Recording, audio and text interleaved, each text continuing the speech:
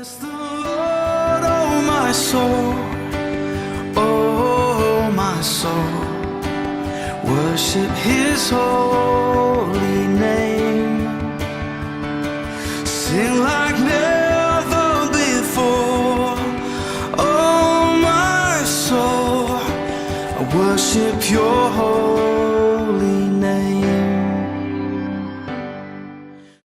반갑습니다. 여러분, 한 주 동안 평안하셨죠? 다 함께 자리에서 일어나셔서 우리 하나님 말씀 받으시겠습니다.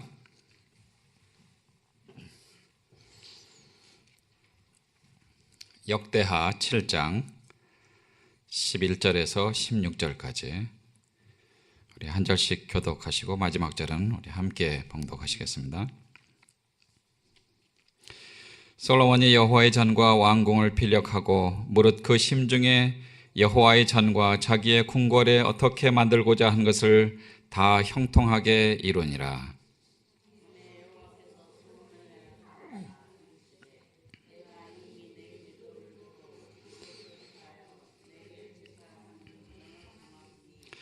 홍내가 하늘을 닫고 비를 내리지 아니하거나 혹 메뚜기로 토산을 먹게 하거나 혹 연병으로 내 백성 가운데 유행하게 할 때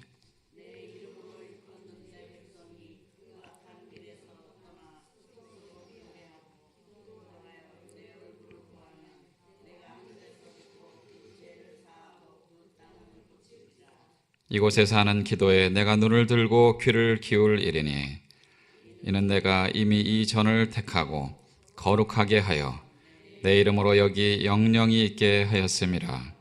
내 눈과 내 마음이 항상 여기 있으리라. 아멘.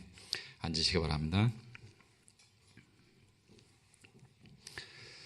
15세기에 살았던 독일의 에베르 드러라는 청년이 있었습니다. 청년 시절에 그 그림의 소질이 있었습니다. 그런데 자기뿐만 아니라 친구도 그림의 소질이 있는 친구가 있었습니다. 그런데 너무나 가난해서요.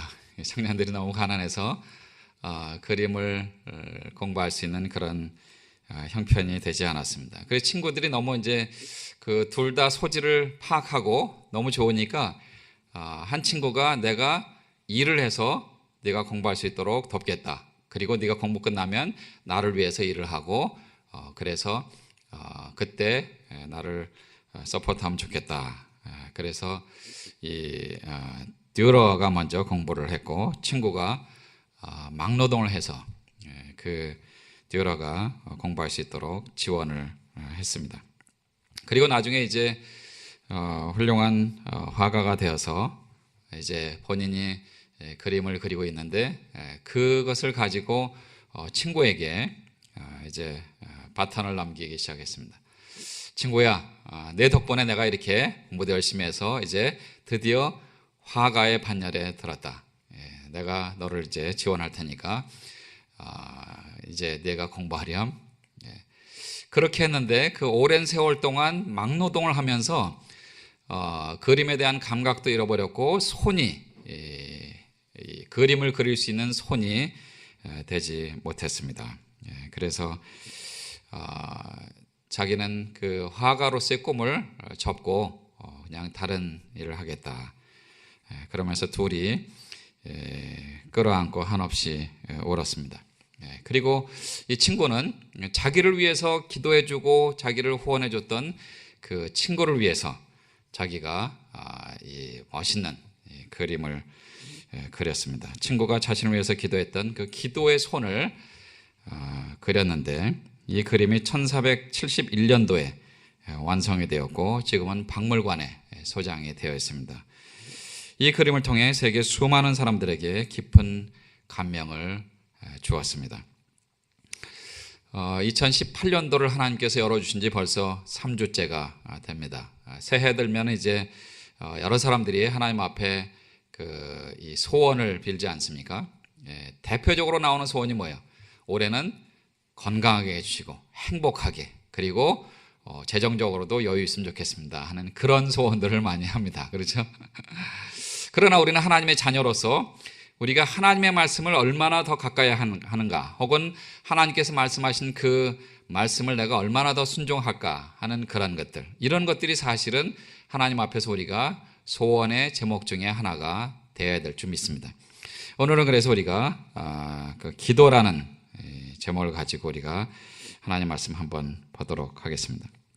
하나님께서는 하나님의 자녀들이 전 세계 어디에서나 복 있는 자로 그리고 영향력이 있는 사람들로 살아가기를 원하십니다.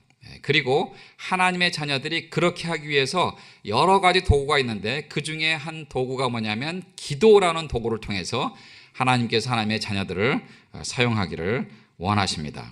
여러분 아시는 대로 엘리야는 가장 위대한 기도의 용사 중에 기도의 용사라고 한다. 만약에 엘리야가 그렇게 하나님 앞에 기도하고 기도의 용사라고 한다면 저와 여러분도 기도의 용사가 될 수가 있습니다. 왜냐하면 야고보서 5장 17절에서 엘리야는 우리와 성정이 같은 사람이로되 라고 말씀하셨기 때문에 그렇습니다.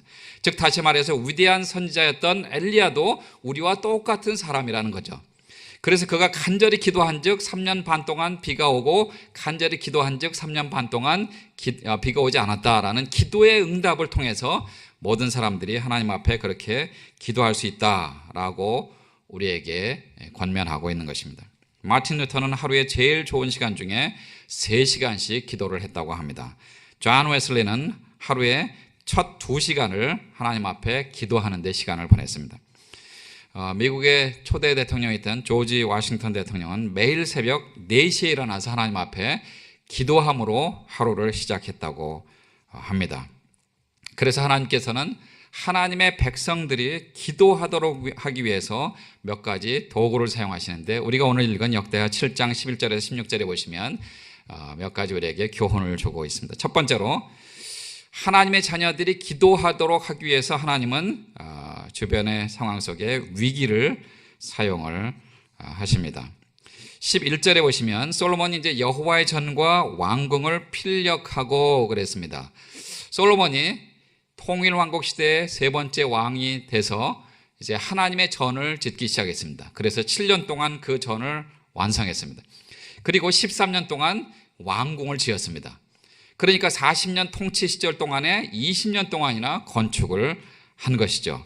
그리고 나서 이제 그 심중에 여호와의 전과 자기의 궁궐에 어떻게 만들고자 하는 것을 다 형통하게 이루니라. 그래서 12절에 보시면 하나님께서 솔로몬에게 나타나셔서 내가 이미 네 기도를 듣고 이곳을 택하여 하나님의 전을 택해서 내게 제사하는 전을 삼았으니 그리고 기도에 대한 이야기를 하시면서 13절에 보시면 혹 내가 하늘을 닫고 비를 내리지 아니하거나 이 비는 사람들에게 필요한 물을 제공할 뿐만 아니라 모든 동식물에게 반드시 필요한 하나님이 허락하신 이 물 중에 하나죠.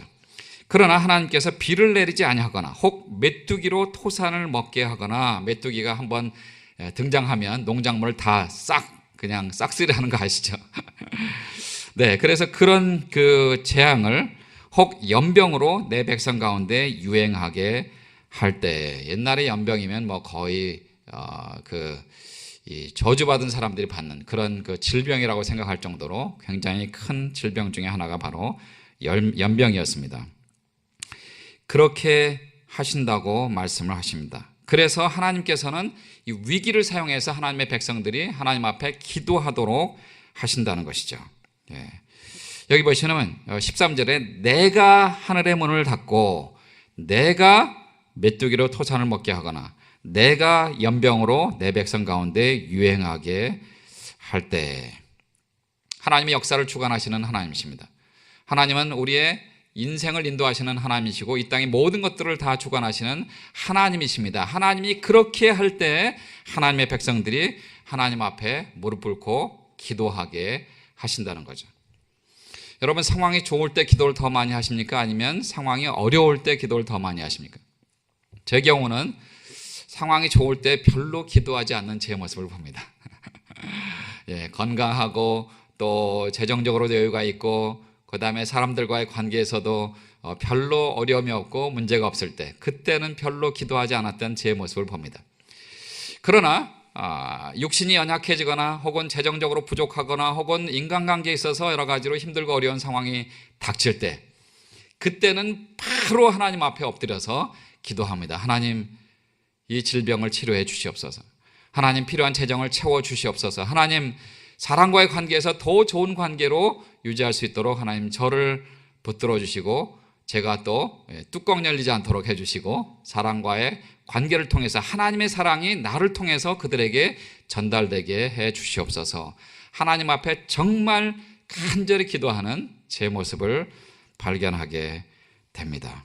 하나님께서는 하나님의 자녀들이 하나님 앞에 부르짖고 기도하도록 이런 재앙과 재난과 고난을 사용하시는 것을 봅니다. 바이런 제니스라는 사람은 세계적인 피아니스트입니다. 그런데 어렸을 때 교통사고를 당해서 손에 심한 신경통 그리고 신경마비 증세가 왔습니다. 그러다 보니까 처음에 초기에는 10손가락이 거의 피아노를 칠 수 없을 정도의 그런 마비가 왔다고 합니다. 그리고 계속해서 그 치료도 받고 그렇게 했지만 결국은 이 새끼손가락 조금씩 움직이기 시작하면서 오른쪽 손목은 약 40% 정도만 움직일 수 있는 그런 정도로 회복이 됐지만 아직도 피아노를 칠 수 있는 그런 상황이 아니었습니다. 그런데 나중에 그것이 완전히 회복되고 그리고 세계적인 피아니스트가 될 수가 있었습니다. 퍼레이드라고 하는 잡지의 인터뷰에서 그렇게 말했다고 합니다. 어떻게 그렇게 그 교통사고를 극복하고 또 손이 완전히 회복되고 세계적인 피아니스트가 될 수가 있었습니까? 라고 질문했을 때 다음과 같이 말합니다. 여러 의사님들도 수고하였고 그리고 침도 맞아보았습니다. 그러나 기적은 기도로 가능했다고 생각합니다. 이러한 위기의 때 하나님께 간절히 기도했을 때 하나님은 나에게 싸울 용기를 주셨습니다. 그리고 나에게 문제가 있습니다. 그러나 그 문제가 나를 정복하지 못합니다. 그것이 믿음이라고 생각합니다. 하나님 앞에 맡기고 기도하고 그리고 기다렸을 때 하나님께서는 기도의 응답으로 그의 손을 완전히 회복시켜 주셨습니다. 위기가 다가올 때 우리는 이러한 위기를 피하게 해달라고 하나님 앞에 기도하지 마시고 하나님 이 위기를 제가 믿음으로 이겨낼 수 있도록 저에게 힘과 능력을 주시옵소서 이렇게 기도하시기 바랍니다. 하나님께서는 하나님의 자녀들이 기도하도록 위기를 사용하십니다. 두 번째는 하나님께서는 하나님의 백성들이 기도하도록 하십니다. 14절에 보시면 그렇게 말씀하시면서 14절에 내 이름으로 일컫는 내 백성이 그랬습니다. 내 이름으로 일컫는 내 백성이 누구예요? 하나님의 자녀들이죠. 예수 그리스도를 통해서 하나님의 자녀가 된 모든 하나님의 자녀들을 말합니다. 그 백성들이 뭐라고 그랬어요? 그 악한 길에서 떠나 스스로 겸비하고 기도하여 내 얼굴을 구하면 그랬습니다. 하나님께서는 하나님의 백성들이 하나님 앞에 기도하기를 원하시는데 특별히 네 가지를 여기서 말씀하고 계십니다. 첫 번째 뭐냐면 그 악한 길에서 떠나 그랬습니다.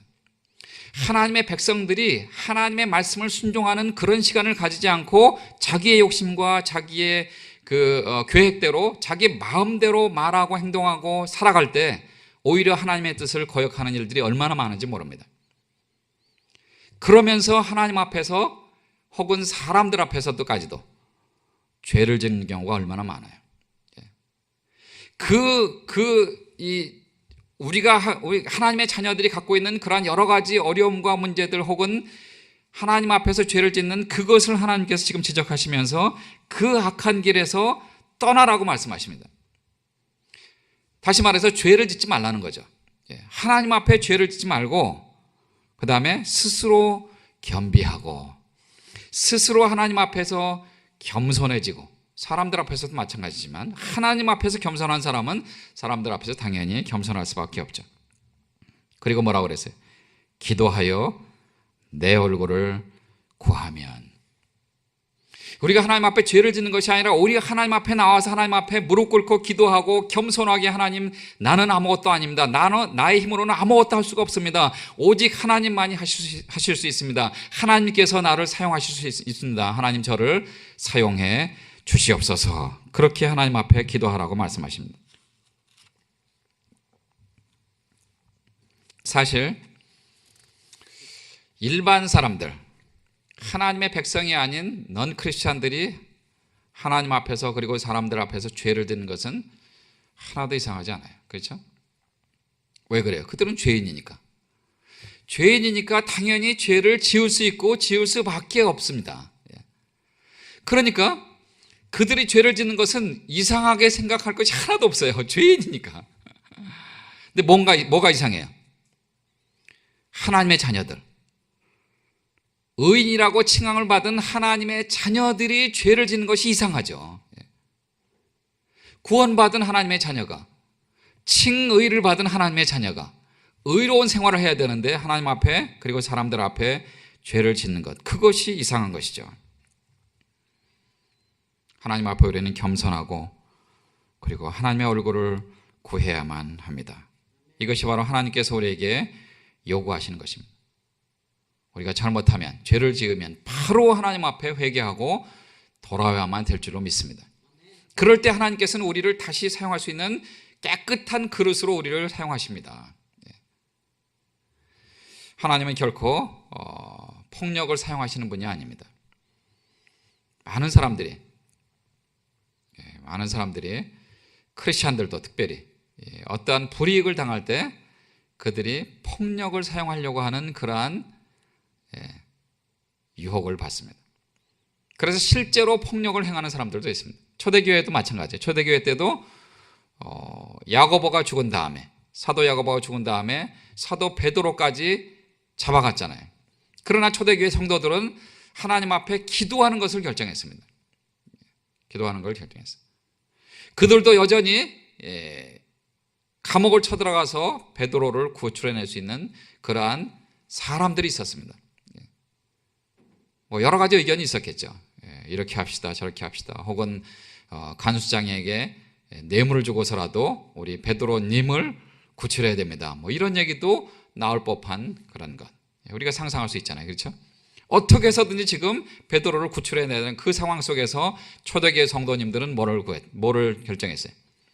우리는 하나님 앞에 겸손하게 온 우주를 창조하시고 모든 것을 주관하시는, 그리고 역사의 주인 되시는 그 하나님 앞에 우리가 맡겨야 됩니다. 우리는 하나님 앞에 기도하십시다. 기도를 결정했습니다.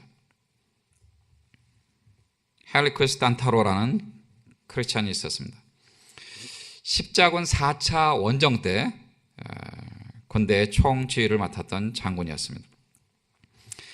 그런데 그가 크리스찬이었고 또 십자군이었지만 하나님의 뜻을 온전히 실천하지 않았던 사람입니다. 지금의 터키는 사도 바울이 복음을 전했을 당시 소아시아 지방으로 불렸던 곳입니다. 그만큼 기독교의 뿌리가 깊은 장소였습니다.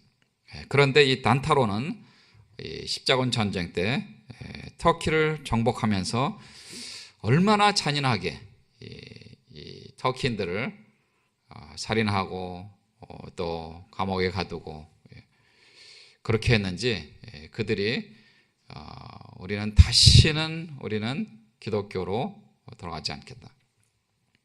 그 땅에 있는 모든 사람들이 모슬렘으로 개종한 것을 볼 수 있습니다. 거의 모든 터키인들이 모슬렘으로 개종을 했습니다. 단 한 가지 이유는 단타로 장군이 그렇게 십자가의 이름으로 잔인한 악행을 많이 저질렀기 때문에 그렇습니다. 아까 말씀드린 대로 죄인이 하나님 앞에 잘못하는 것, 죄를 짓는 것, 이것은 별 이상한 게 아닙니다. 그러나 하나님의 자녀가 하나님 앞에 잘못하는 것, 그것은 정말 엄청난 잘못입니다. 창세기 18장에도 보시면 하나님께서 소돔과 고모라를 치려고 하십니다. 소돔과 고모라의 성이 죄악이 차고 넘쳤다고 그랬어요. 의인을 별로 찾아볼 수가 없었습니다. 그런데 아브라함이 잠깐 생각해 보니까 거기에 조카 롯과 그 가족들이 있잖아요. 그래서 18장 후반절에 보시면 하나님 앞에 무릎 꿇고 기도하기 시작합니다. 하나님, 우리 가족을 구출해 주십시오.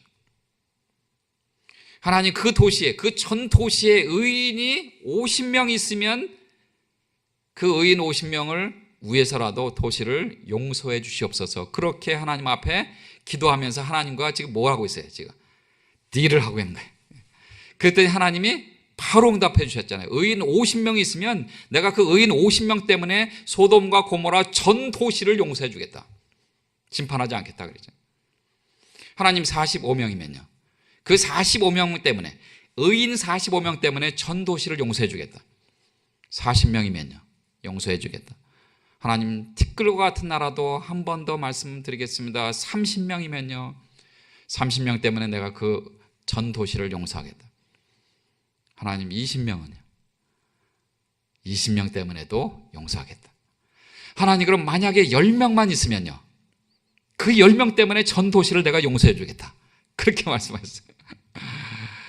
그리고 나서 그 다음에 아브라함이 하나님 5명이면요, 4명이면요, 이 얘기를 안 한 거예요. 롯과 롯의 자녀, 롯의 부인. 적어도 그 사위들은 장인 어른이 얘기하는 것을 농담으로 여겼더라. 이게 평소에 좋은 간증을 보여야 되는 거니까.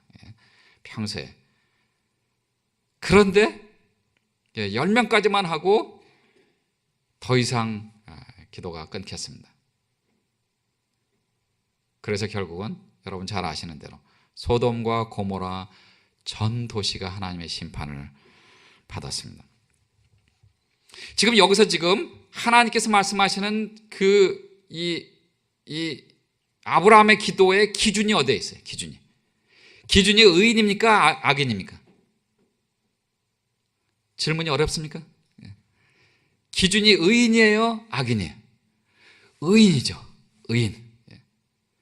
죄인들이 아무리 죄를 지어도 그것은 하나님의 심판을 당연히 받을 것이다. 그건 마땅한 거예요. 그러나 의인 50명이 있으면 그 의인 때문에 하나님이 전 도시를 용서해 주시겠다고 그렇게 말씀하셨어요. 기준이 지금 악인이 아니라 의인입니다. 의인 10명이 없어서 소돔과 고모라 전 도시가 멸망당한 거예요. 여러분 이건 심각한 겁니다. 저와 여러분이 지금 아틀란타에 하나님의 자녀로 의인으로 남아있어요. 아틀란타 전 도시가 하나님의 심판을 받고 멸망하지 않는 것은 저와 여러분 때문입니다. 이 아틀란타에 있는, 조지아에 있는 모든 하나님의 자녀들이 이 땅을 위해서, 이 나라를 위해서 하나님 앞에 간절히 기도하기 때문에 하나님께서는 그 기도를 들어주시고 아직 심판하지 않는 거예요. 그런데 우리가 계속 죄만 지면 어떻게 되겠어요? 기도하지 않으면 어떻게 되겠습니까? 나 때문에, 여러분 때문에, 이 땅에 있는 하나님의 자녀들 때문에 도시가 멸망이 되는 겁니다. 우리의 책임이에요, 우리의 책임. 그들의 책임이 아니에요. 그들은 그들의 죄 때문에 당연히 지옥에 갑니다. 그렇잖아요? 홀이, 한자인데 털끝에 있는 요만한 죄가 있어도 천국에 들어가지 못하죠. 그래서 예수 그리스도를 구주와 주님으로 영접해야만 합니다. 십자가에서 우리의 모든 허물과 죄를 다 용서해 주셨기 때문에 시편 103편 12절에서 동이 서에서 먼 것처럼 우리의 죄가를 우리에게서 멀리 옮기셨으며 그랬습니다. 완전히 우리의 죄를 용서해 주신 예수 그리스도의 그 사랑 안에 들어와야지만 우리는 죄가 하나도 없는 자처럼 칭함을 받고, 그래서 그게 한자로 칭의 아닙니까? 그래서 천국에 갈 수가 있는 것이죠. 기준이 의인이에요. 의인입니다. 그래서 우리가 가정의 운명을 끌어안고 하나님 앞에 기도해야 됩니다. 교회를 위해서 우리가 하나님 앞에 기도해야 됩니다. 커뮤니티를 위해서 하나님 앞에 기도해야 됩니다. 기도하지 않으면 하나님 응답하시지 않으세요. 우리에게 그러한 책임이 있습니다. 지금은 이제 벌써 2018년이 돼서 정말 오래된 얘기라고 생각이 되지만, 우리의 조국의 IMF 아시죠? 아이고 미치고 환장하겠다. IMF 하루에 35명이 자살을 하는, 35명. 너무 힘들어서.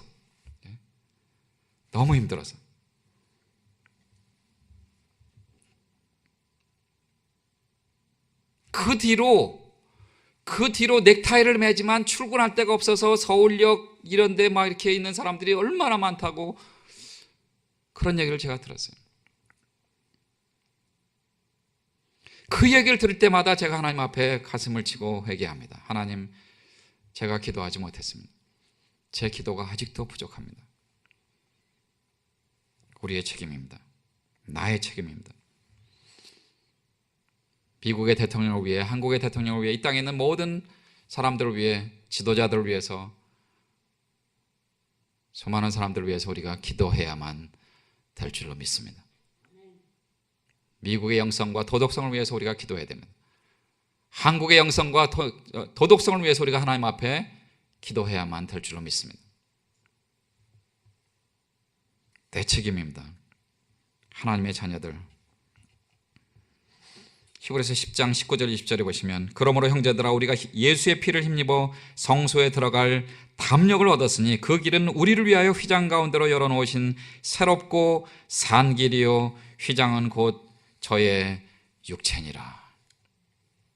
예수님께서 십자가에 돌아가셨을 때 성소와 지성소에 있는 그 휘장이 위에서 아래로 갈라졌어요. 그래서 이제 누구나 다 예수 그리스도를 통해서 하나님 앞에 담대히 나가서 우리가 기도할 수가 있는 것입니다. 목사님만 기도하는 게 아니에요. 집사님만 기도하는 게 아니에요. 누구나 다 하나님의 자녀면 기도할 수 있고 기도의 응답을 받을 수가 있습니다. 그래서 미국 사람들은 기도할 때 영어로 하면 much prayer, much power. 기도를 많이 하면 능력을 많이 받습니다. Little prayer, little power. 기도를 조금 하면요 능력도 조금뿐이 못 받습니다. No prayer, no power. 기도를 하나도 안 하면요, 이 번역을 이게 풀어 살려니까 또 말이 이상해지네. 기도를 하나도 안 하면요, 하나님의 능력도 전혀 받지 못합니다. 그렇게 얘기합니다.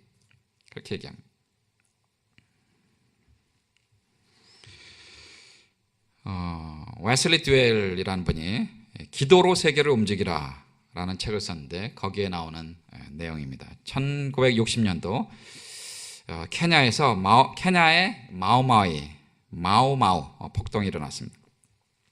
거기에서 복음을 증거했던 맷 로라 히긴스 선교사님 부부가 있었습니다.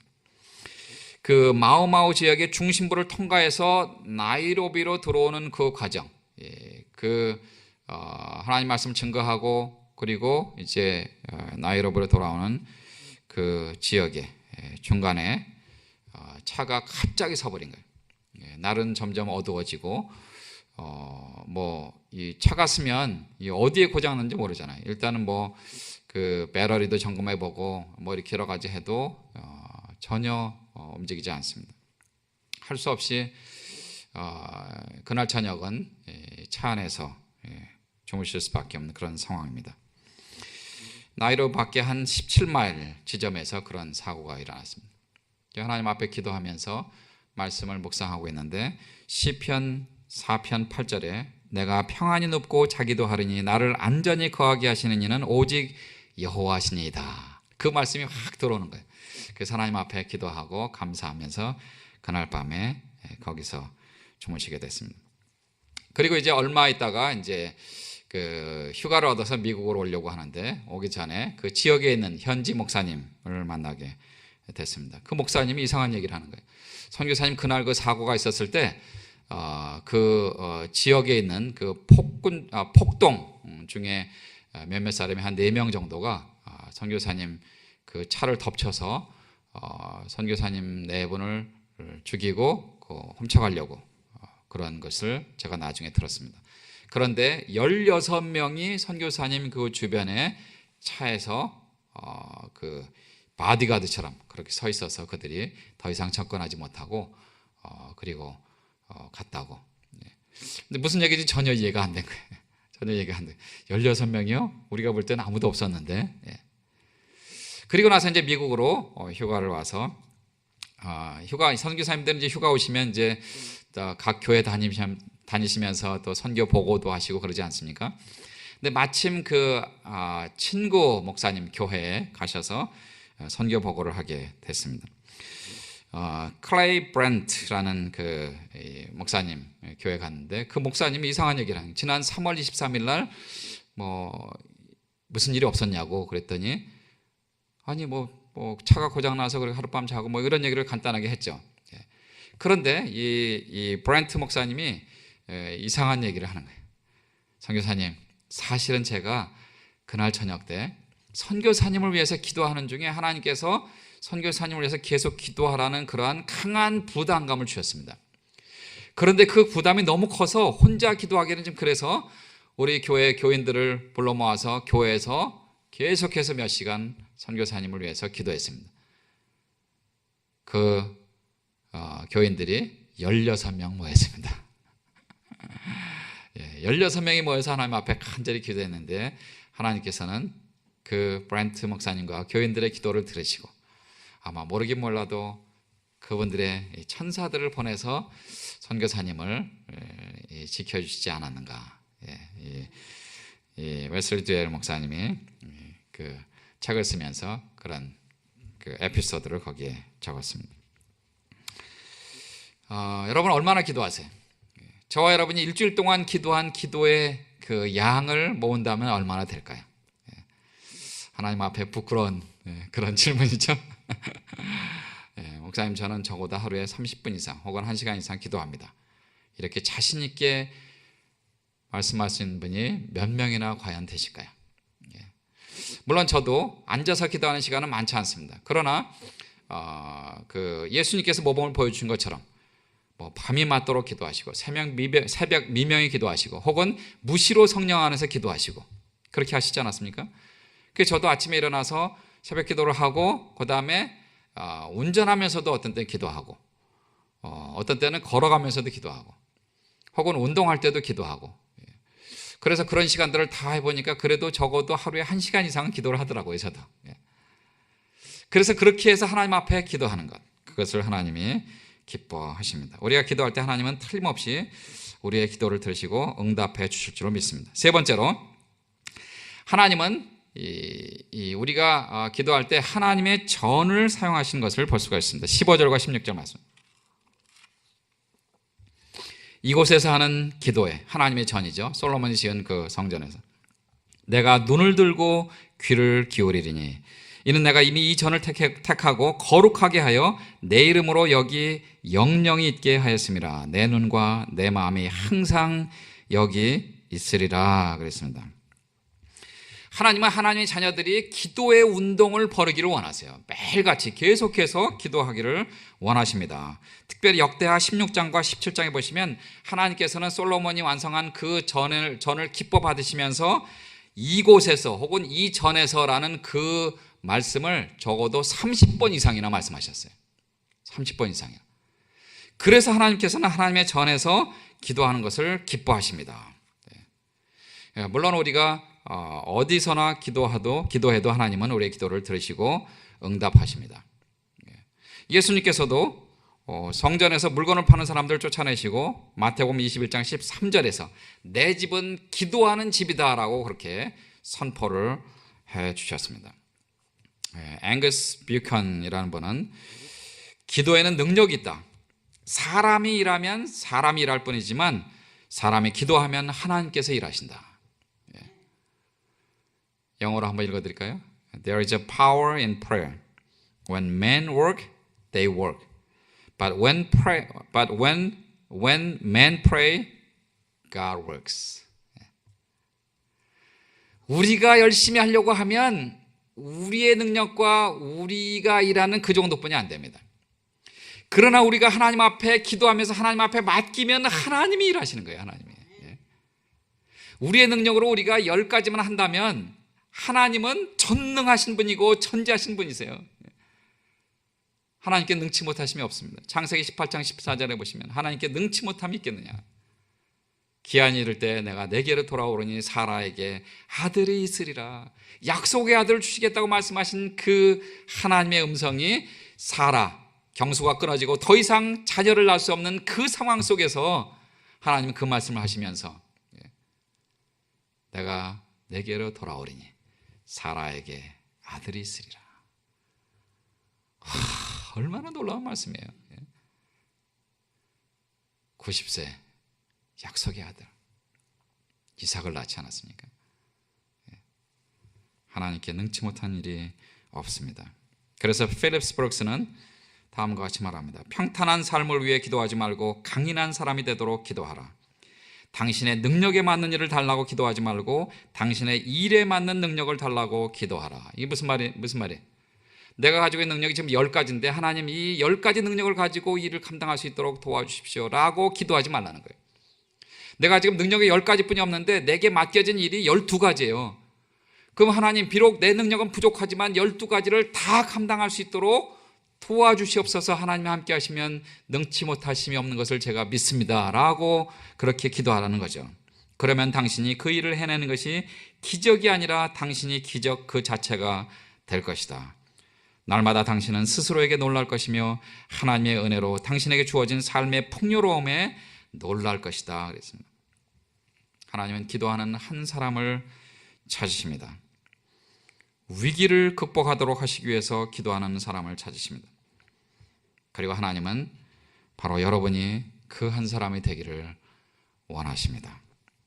우리가 성전에서 기도할 때 하나님은 기도를 응답하십니다. 여러분 성전, 성소의 개념을 아십니까? 성경에 보면 성전, 성소, 즉 거룩한 장소, 거룩한 곳이라는 뜻이죠. 그 성전의 개념을, 성소의 개념을 쭉 보시면 에덴 동산에서 하나님께서 함께 하시는 그곳이 바로 거룩한 장소였어요. 큰 그것만 말씀드리면 그렇게 하면서 이제 쭉 지나가서 광야 40년 동안 그 하나님의 백성들이 이제 뭘 했어요? 성전을 지었습니다. 그래서 성소와 지성소를 나누고 하나님이 거기 계신다는 그 성전의 개념, 하나님이 함께 하시는 거룩한 장소의 개념이 이제 점점 커지기 시작합니다. 그리고 이제 오늘 우리가 읽은 이 솔로몬이 지은 여호와의 전, 그래서 우리는 솔로몬 성전이라고 이렇게 이야기합니다. 거기에서도 하나님의 영광이 충만한 거룩한 장소가 됩니다.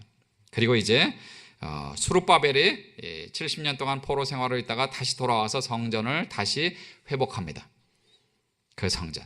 그리고 400년 침묵기가 지나고 이제 신약 시대가 와서 헤롯이 46년 동안 이스라엘 백성들에게 잘 보이려고 성전을 지어줍니다. 그런데 예수님께서 이제 이 땅에 오셔서 요한복음 2장 19절에 보시면 이 성전을 헐라 내가 사흘 만에 다시 지으리라 라고 말씀합니다. 그랬더니 사람이 뭐라 그래요? 사람들이 아니 이 성전은 46년 걸렸는데 어떻게 예수님께서 3일 동안에 다시 그렇게 하실 수가 있는가? 그런데 21절에 보니까 예수님께서는 성전된 자기 몸을 가리킴이러라. 더 나아가서는요. 고린도전서 3장 16절에 보시면 너희가 하나님의 성전인 것과 하나님의 성령이 너희 안에 거하시는 것을 알지 못하느냐? 6장 19절에서도 너희 몸은 너희가 하나님께로부터 받은 바 너희 가운데 계신 성령의 전인 줄을 알지 못하느냐? 너희는 너희의 것이 아니라 그랬습니다. 즉 다시 말해서 성령 하나님이 우리 안에 계시기 때문에 우리가 바로 이제는 성전입니다. 성전이. 즉 다시 말해서 하나님의 몸된 교회에서 기도하시는 것을 하나님이 기뻐하시지만 성전된 우리가 집에서 기도하든 일터에서 기도하든 어디에 가서 기도하든 하나님은 기뻐하시고 우리의 기도를 들어주신다고 말씀하십니다. 하나님의 시간표는 지금 그리스도의 재림의 카운트다운을 향해서 빠른 속도로 가고 있는지도 모릅니다. 그래서 지금은 바로 기도할 때입니다. 요한복음 16장 24절에 오시면 지금까지는 너희가 내 이름으로 아무것도 구하지 아니하였으나 구하라 그리하면 받으리니 너희 기쁨이 충만하리라 그랬습니다. 우리가 하나님 앞에 기도하고 기도 응답을 받으면 얼마나 기뻐요. 그렇죠? 특별히 재정에 대한 기도하고 응답 받았을 때 더 기쁘지 않습니까? 다른 것도 마찬가지지만 야고보서 4장 2절에 보시면 너희가 얻지 못하면 구하지 아니하며 구하여도 받지 못하면 정욕으로 쓰려고 잘못 구함이니라 그랬습니다. 하나님의 뜻에 맞는 기도, 그것을 하나님은 기뻐하십니다. 그래서 하나님은 우리가 어디에서나 기도하면 우리의 기도를 들으시고 응답해 주십니다. 우리가 하나님 앞에 기도할 때 하나님은 예레미야 33장 2절 3절에서 하나님께서 뭐라고 말씀하십니까? 일을 행하는 여호와, 그것을 지어 성취하는 여호와, 그 이름을 여호와라 하는 자가 이같이 이르노라. 일을 행하는 여호와, 즉 우리가 하면 우리가 하지만 우리가 기도하면 하나님이 행하신다고 말씀하십니다. 그렇게 고백한 그 고백이 바로 그 말씀 속에 있습니다. 그것을 지어 성취하는 여호와, 일을 완성해 주시는 분이 바로 하나님이세요. 그 이름을 여호와라 하는 자가 이같이 이르노라. 너희는 내게 부르시지라. 내가 내게 응답하겠고 내가 알지 못하는 크고 비밀한 일을 내게 보이리라. 하나님, 우리가 기도하기를 원하십니다.